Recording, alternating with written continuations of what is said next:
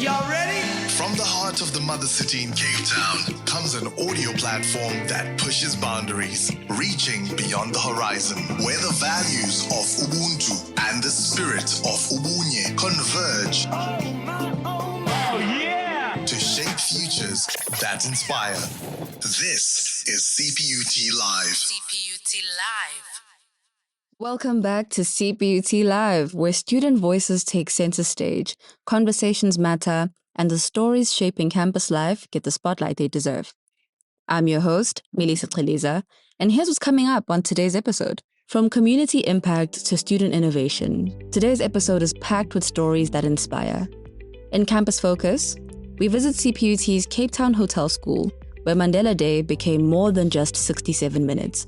It became a lasting commitment to sustainability, food security, and community partnerships. Today's event was aimed at celebrating Mandela Day. We named it Mandela Legacy Initiatives for the relevancy of the event because of what Mandela believes and resonates with. In Student Spotlight, we meet award-winning honor student Mzameli Mashiyi, whose passion for engineering and artificial intelligence is solving real-world problems, one innovation at a time. So some of the hackathons that I participated in were the National Science Week competition in 2024, where I built a conversational AI and we got first place. I got first place. I was working alone.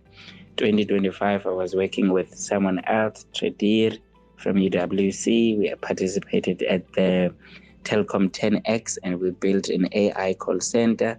We got first place for that also.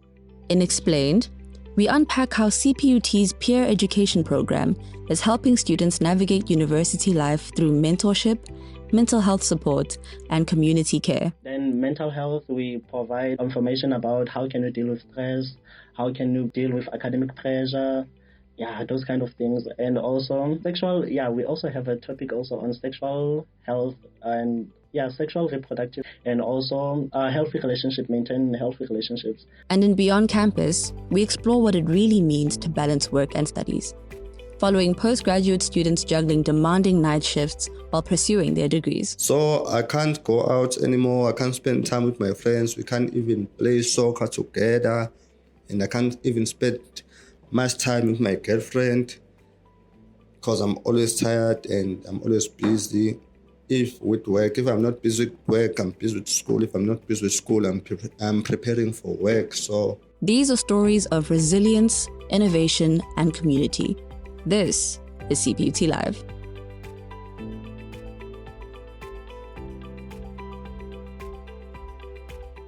Creating lasting impact isn't limited to community initiatives. Mandela Day reminds us that meaningful change begins with service. But what happens when 67 minutes becomes a long-term commitment to making a difference? Today, we head to CPUT's Cape Town Hotel School, where students, staff, and community partners came together to create a legacy rooted in sustainability, education, and hope. We are humbled by the call for an annual Mandela Day in our honor. Our struggle for freedom and justice was a collective effort. Mandela Day is no different.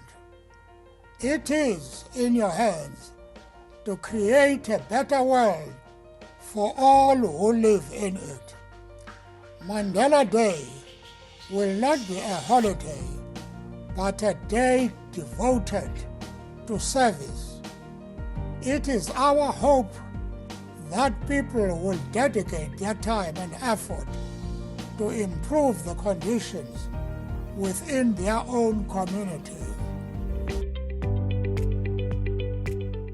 In honor of Mandela Day, the CPUT's Cape Town Hotel School in Granger Bay campus organized an initiative whose impact will last well past Mandela Month. Leading the initiative was Dr. Nyatela Sunday, the acting director of Cape Town Hotel School. She says the goal was to move beyond the once-off act of service and create something with a lasting value for students and the campus. Today's event was aimed at celebrating Mandela Day. We named it Mandela legacy initiatives for the relevancy of the event because of what Mandela believes and resonates with. So when we started a conceptualization, then I thought of Mandela Day. It's normally 67 minutes, but we said we're going to do 67 minutes plus. So because obviously we talk about 67 minutes, but there's a lot that needs to be done. We always do just a drop in the ocean, but we wanted to do at least a liter in the ocean instead of just a drop in the ocean. The initiative was divided into 3 main projects, each focusing on sustainability, practical learning, and community involvement. Together, they were designed to strengthen both the campus environment and the student experience. One of the highlights of the day was the establishment of vegetable and herb garden that will continue serving both students and the institution. For organizers, the garden is more than just a beautification project. It's a learning space. The overall projects for today were categorized in 3 dimensions. So we had the one for gardening, focusing on fruits and vegetable gardening, as well as the herbs. And the second one was campus revitalization. And then the third one was hospitality knowledge and skills sharing, focusing more on the garden to fork concept. And overall, we want to make the Cape Town Hotel School vis-a-vis the Granger Bay campus one of the most sustainable campus. And further to that, what we're expanding to is a bigger garden that will also solve the food security that our students are experiencing currently. For many volunteers, even a small act of service became part of much a bigger vision. Among the volunteers was Tyron, a representative from Guyana Enterprises. Today, I am contributing my time towards a legacy journey of a legend called Nelson Mandela. I'm here to commit 67 minutes of my time, and I have specifically partnered with the CPUT because Madiba himself believed in the power of education as a powerful weapon to eradicate unemployment and poverty. So I'm here beautifying this campus that has become a beacon of hope for so many young South Africans. For Tyron, the day was not only about planting succulents and helping to clean campus grounds.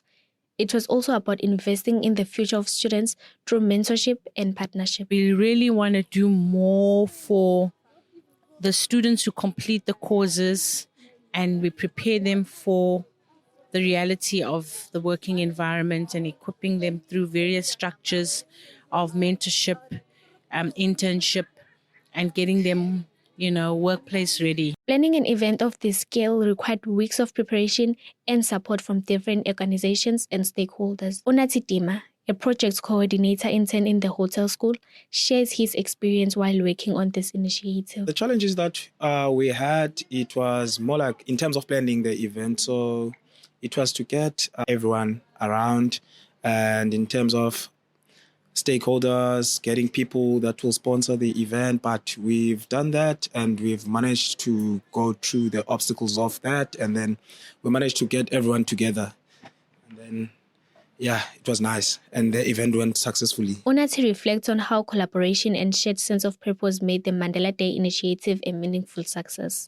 So the thing that we wanted to achieve is combining stakeholders, building relationships, and getting everyone together so that we can have the healthy community, of which I see that is happening. People are engaging, and there's different people that are coming from different places. So the networking is quite going well, and people are engaging, and we are quite happy with everything that is happening. The event attracted entrepreneurs, government representatives, hospitality professionals, and volunteers who all shared one goal: giving back to the community. One of the stakeholders who joined the initiative was an entrepreneur, Oliver Fortune. I think that Mandela Day should be every day. I think that not just 67 minutes on every 8th of July, but I believe that we should all live in a better place, and we can build a better society for everybody to live in. So I think in memory of Tata Mandela, I think we should always have the act of service, and we should always work together, collaboration intentionally to address the challenge that we face as a society and as a country and as a continent as well. Oliver shares how bringing together stakeholders from different sectors can create opportunities and drive meaningful change in communities. This is also an opportunity for us to come together. So you've seen the stakeholders. We had Cap Tourism, we had Africa Rising TV, we had Employment and Labor, we had SIDFA. So we have a number of different stakeholders that are in the room, even the chefs. So this is also a great opportunity for us to network and collaborate intentionally. So I believe that through networking opportunities that we will be able to do today as well. The initiative also brought in voices from different agricultural sectors, including Desmond Iragbo, the CEO and the founder of Agrify, a company that works closely with hospitality schools. Something else we also do is become partnership with most culinary schools, hospitality schools. We bring those students down to the farm just to teach them the basic knowledge about agriculture, to help them develop more value for those products that they use in the kitchen daily. So that is what Agrify is all about. For Iragbo, Mandela Day is not just about a service for one afternoon. It's about carrying forward the values that shape South Africa's democracy. Mandela Day is about freedom, it's about leadership, it's about companion, and those are things that the legacy that he left behind that we need to emulate, and we need to make sure that we pass on to not just people around us, but onto the next generation. So it's not just about the 67 minutes, it's not just about the Mandela Day, it's about the continuity of what Mandela fought for. The program also gave students a chance to learn from hospitality professionals, including executive chef Gregory Henderson. He shares his knowledge of indigenous ingredients and local traditions. So today I was talking about indigenous ingredients as well, how we should be bringing them back into our kitchens, also trying to inspire the younger generations, but also the older generations in preserving that indigenous knowledge. It's 67 minutes in order to improve livelihoods, to give back to communities, and to make a difference. Madiba was very strong in that as well, about improving livelihoods, and we've been working with Mandela Day and doing things for Mandela Day for the past 15 years. What began as a Mandela Day project has become something much bigger than the 67 minutes of service. It has become a commitment on sustainability, education, food security, and community partnerships. As the newly planted garden continues to grow, organizers like Dr. Nyathela hope the relationship formed on the day will grow with them, ensuring that Nelson Mandela's legacy continues to inspire meaningful action long after Mandela Day has passed.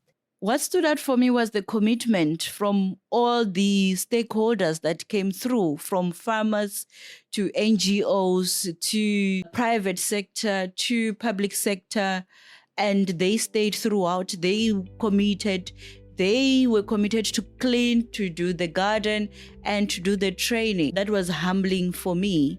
It showed that, together we can, and we can do more.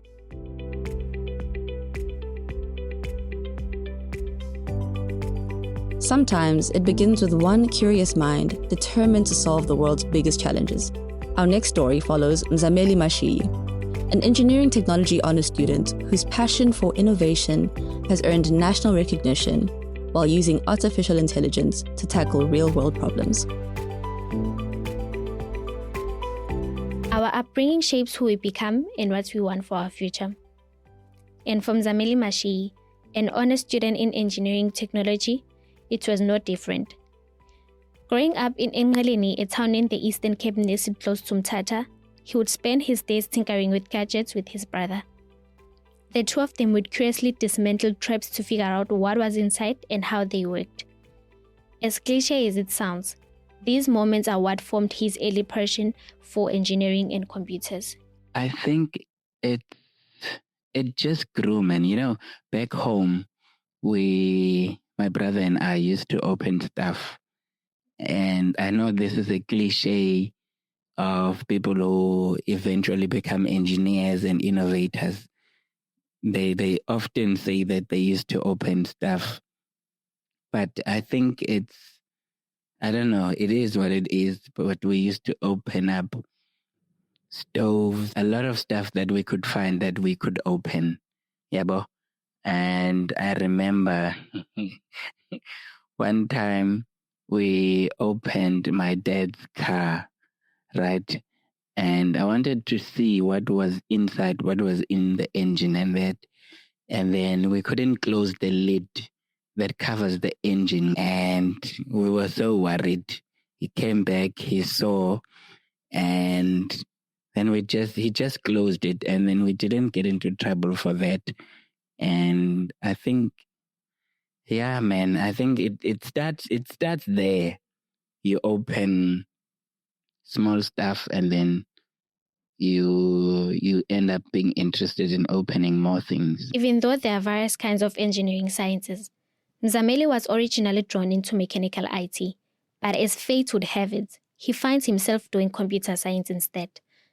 The change did not deter him from his passion. In fact, it ended up being a space where his creativity and ingenuity truly thrives. He joined the STEM Club for this very reason, because he found like-minded individuals to experiment with outside the classroom. The STEM Club is a student-led organization that unites students interested in science, technology, engineering, and mathematics to learn about STEM beyond classroom. Within the STEM Club, Mzameli Mashiyi established his own with the aim of molding and helping individuals to become successful engineers in the future. I love all the communities. If anyone from the STEM Club is listening, guys, I love all the communities.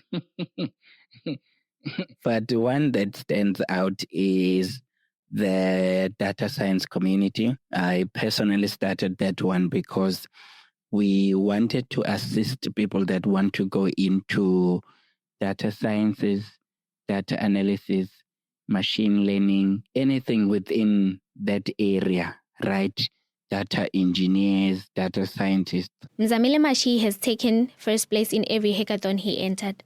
The National Science Week in 2024 and the Telecom 10 Times Hackathon Series in 2025. In May 2026, they walked away with the 10,000 at the 4IR Research Chair Symposium in Expo that was held at CPUT Belleville campus by the Media, Information and Communication Technologies Center. This victory is for their smart farming system that monitors water levels, soil conditions, and environmental variables while automating irrigation across different agricultural contexts. These are not lucky wins. They are results of a mind that sees a problem differently and refuses to accept impossible as an answer. So some of the hackathons that I participated in were the National Science Week competition in 2024, where I built a conversational AI, and we got first place. I got first place. I was working alone. 2025, I was working with someone else, Tradir from UWC. We participated at the Telecom 10X, and we built an AI call center. Got first place for that also.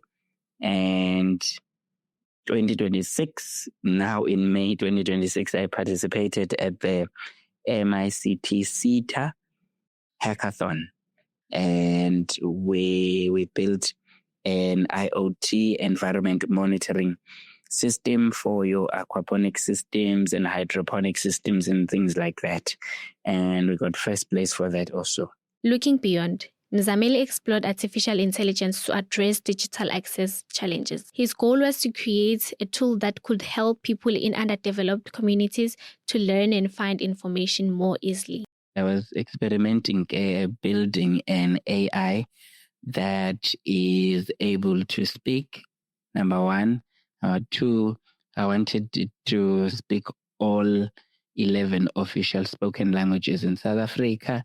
And so I built one that was working, but at that time it only spoke English. Yeah, so the idea there was that build it and then make sure that it's 0 rated, right? So kids in the villages and all these places that can't afford, obviously a phone they would have, but then you would just get data, enough data to download the app. And after that, you'll be able to interact with the app offline. Yeah, but you can do your research, you can speak to it, you can type to it, and then it would fetch information without the need of you being online. Using machine learning, Mzameli is building a system that can identify ocean vessels by their shape alone, even when they try to hide who they are. In a country losing over 1.2 billion a year to poaching, this is not just a student project. It's a direct attack on a crime that has been operating in the dark for too long. And so my research is on can we classify, can we identify shipping vessels based on their geometry? So that even if you do switch off your radar, then we can still tell, okay, this is Humos. We can still say this is Humos. Yeah, but so it's something like that. And I'm hoping to do at least 2 papers from that. Being taught how to present his vision and blend with nothing else but words and sheer determination has helped him to leave a good impression. I think the most valuable lesson is pitching, how to pitch. And there was one guy that said to me, when you are pitching, be brief, be bright, be gone. Every journey has its own obstacles, and regardless of where he finds himself, Mzameli acknowledges every person who played a big role in shaping who he is today. And one person that I would mention would be Mr. Richard Nero. He's semi-retired. He says he's semi-retired in Ngoko, but otherwise he played a huge role. He was an engineer. He worked in the Gulf. He worked as a CEO, managing director, and all these things, but mainly in engineering companies. And we would sit for hours and hours when he's back here in South Africa, and we would discuss engineering and all that. So he's back now in South Africa. He's semi-retired. And so I still sit down with him and talk to him and all that. So I think he's played a big role also in shaping the kind of engineer I am becoming.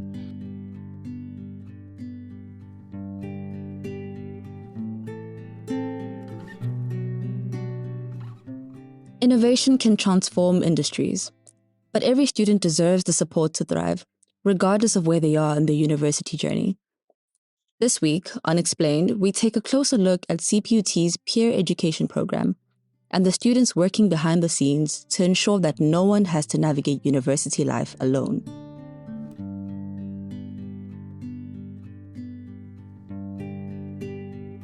University life can be both overwhelming and exciting for many students, from academic pressure to social and personal challenges. Adjusting to campus life is not always easy. Fortunately, at CPUT, there is a peer education program. It aims to provide safe space for students through peer-to-peer engagement. Sabelo Hlongwane, who serves as a leader in Belleville campus, tell us what the program is about. Peer education is a program that is initially designed to meet the students, and also it empowers, guide, and also provide mentorship for students. Vuyolwethu Matolo, a senior peer educator at the District 6 campus, explains how students can access the program whenever they need help. We usually go to the residences and provide the talks and tell them that we are here for them, and also leave our details. And also, as peer educators in our residences, we have a duty to be there for our res mates, and also making sure that our residences has condoms and lubricants, and making sure that we are providing the support that they want, and giving them the ear, lending them the ear if they want to talk. After a traumatic incident, the human mind cannot think clearly. However, through the program, students are provided with steps to take whenever they need help or feel like they have been violated. They can maybe try, if ever they're on campus, they can try maybe like going to CPUT protection, or maybe like go to the police station. So most of the time when you go to a police station, you can just go, maybe when you arrive there, then you just tell them that you want to be taken maybe like to Tuzela Care Center. So Tuzela Care Center is like one stop where every service is being provided under one roof. Peer education is not only there to ensure that you adjust to university and manage your academics. They also provide helpful tips to have a positive mindset and be in a healthy mental state. Then mental health, we provide information about how can you deal with stress, how can you deal with academic pressure, yeah, those kind of things. And also we also have a topic also on sexual health and sexual reproductive health. So that one we try as much as we can to maybe like share information about how can you maybe like how can you take care of your health. Awareness campaigns, workshops, and training sessions aimed at educating students are also offered, with each focusing on tackling the social, health, and personal issues affecting campus life. The idea behind it was changing like the old ways into modern ways. Like we were trying to promote testing. Like as you know, like in the past, most of the people like they didn't want to test. Like they were too afraid, I can say.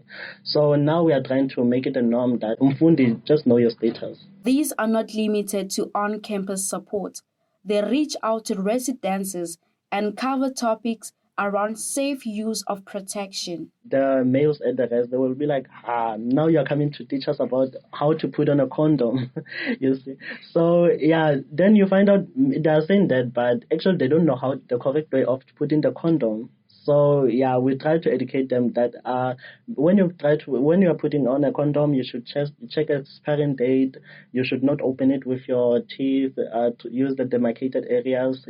Through these outreach initiatives, the program continues to engage and support students across different CPUT campuses. When the program starts every year, we try to distribute the condoms like around campus and also around residences. So the issue where you will find maybe like there is no condoms maybe at the residences where like there is no peer educator at the residence. So that's why we try to encourage like most students to apply for peer educator programs so that we can also try to fill up the other residences that doesn't have like peer educators. This program remains as one of the most vital initiatives that help bridge the gap between students and the support services available on campus. One thing I won't leave here without saying, I can say, is that no student should feel maybe they should go through something alone. So I can say there are support services around campus. So, and also we are here as peer educators also. So as a student, you shouldn't feel like you are going through this alone. Maybe like the issue that you're facing alone, there is student counseling, there's a variety of options that you can go to.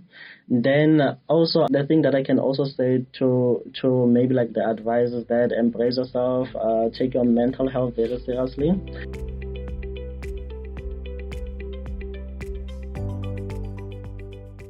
Support can take many forms. For some students, it's mentorship. For others, it's finding the strength to keep going after a long night's work. In our final story, we meet postgraduate students balancing demanding jobs with equally demanding academic lives, proving that determination often shines brightest after dark. When the sun dips down, nightlife emerges. We are following two CPUT students who must juggle between academic obligations and working night shifts. Kamvalethu Magqwalisa is doing his postgraduate in events management. This is a demanding profession that requires him to be always on the streets in the wee hours, hustling to make ends meet, and as soon as the sun rises, he heads to his lectures. As Nelson Mandela put it, education is the most powerful weapon which you can use to change the world. For him, that weapon comes with a cost: sleepless nights, stolen study hours, and a daily balancing act between survival and a degree. The kind of work that I do, it's waitressing, doing event setups before the event. Nkosikhona Mbatha, another postgraduate specializing in ICT communication network. Where he works, he mostly specializes in boom gate security systems and face recognition. He too, like Kamvalethu, mostly works night shifts. There's one trick, one ritual, one small habit that turns exhaustion into focus. It's not a secret. It's a survival tool. For me, what I think is helping me the most is because of passion. So it's easier for me because I'm doing something that I love, and it makes it easier for me to balance schoolwork and the work life. Tiredness isn't just a feeling. It shows up in attendance, in a blank exam paper, in a missed deadline. Both Nkosinathi and Kamvalethu have had a close call where work schedules collided with their studies. Kamvaletu unpacks what it cost him. I remember that there was a particular day that I was rostered for to actually work on that day for there was going to be a big event, the Manning Indaba event, so I had to actually take part on that day. At work there's actually a roster whereby they roster you to work on that certain week, and they put times and dates in there. So on that particular day I was already rostered, so my classmates decided for us to actually meet at campus to discuss the group assignment, and I wasn't able to actually attend that group meeting because I had to be at work. For many students who often desire to further their studies, that desire is often threatened by frequent instances of financial lack. To get the qualification, in one way or another, you need money. And to get money, for many, they find themselves in jobs that often endanger the very education they seek to finance. It is much like holding a candle that burns at both ends.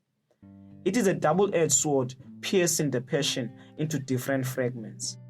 I am a self-funded student, but at the beginning of the year, I received an offer from my institution to actually apply for a partial bursary, which is a bursary that pays only half of my fees. So I applied in that bursary and I got accepted, and then they paid half of the fees, and then the rest of the outstanding fees, it's up to me to actually pay them. Night work is loaded with a plethora of challenges.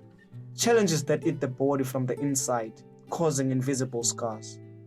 Nkosinati tells us about his experience. I've noticed some changes. For example, my body is always tired, so sometimes I'm struggling to start. So I can't go out anymore. I can't spend time with my friends. We can't even play soccer together. And I can't even spend much time with my girlfriend because I'm always tired and I'm always busy. If I'm not busy with work, I'm busy with school. If I'm not busy with school, I'm preparing for work. So it's that life, my guy. Kamvaletu echoes Nkosinati's sentiments. It is a sacrifice that cannot be counted in numerical terms. It is a mental battlefield of loneliness. As someone who likes to actually socialize with friends, play FIFA with friends, and go to the soccer practice, I can't do those things anymore because I have to actually sleep during the day, and so that I can be able to rest for the upcoming shift, which is a night shift. And also during the weekends, I can't go to soccer matches because I also work during those days. And that brings us to the end of today's episode of CPUT Live. I'm your host, Melissa Khaliza. Thank you for spending your time with us. If you enjoyed this episode, make sure you like, share, and subscribe. And stay connected for more stories that celebrate innovation, resilience, and the people shaping life at CPUT. The script for Campus Focus and Student Spotlight was written and narrated by Balisang Kambule. Explained was written and narrated by Shigombeso Mawela, while our Beyond Campus story was featured as part of the Media Production 2 in the journalism program. The interview was done by Talalingwati Makeke. The story was written by Afigat Shibana, edited by Abulele Nyaba, and narrated by Banoyolo Nzingana. This episode was produced by Nonhlanhla Mashabana, with Magnificent Mdebele as executive producer. Script editing and commissioning were handled by Tyler Abrams, Kaylee Fanikag, and Gamba Katul. Sound assembling and engineering was done by Okuhle Makaula. Fact-checking was completed by Gamba Katul. From all of us at CPUT Live, thank you for listening. Stay curious, stay informed, and keep your story alive. Until next time. This is CPUT Live. CPUT Live.